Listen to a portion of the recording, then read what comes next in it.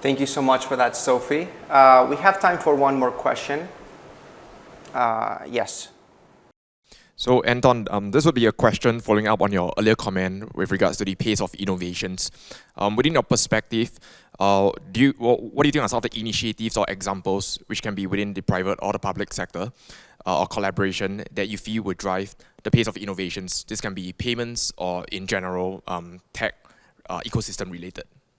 Thank you for that question. So sort of taking a different path inspired by what Sophie just shared about collaboration, I think we associate innovation with big headlines such as this company raised $1 million or this X regulation enabled the next wave of fintech.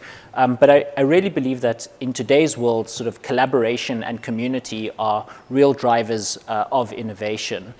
So taking a few examples, Y Combinator is a very famous American sort of tech accelerator, but a lot of their superpower comes from building a community where the founders and the early stage startups have a group of people where they can build and test products on.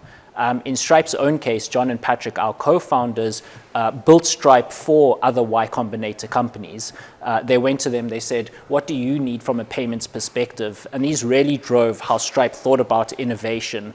And having demanding users, the products that we see today, which kind of took Stripe to where it is, are what was defined at those very early stages as part of that YC community.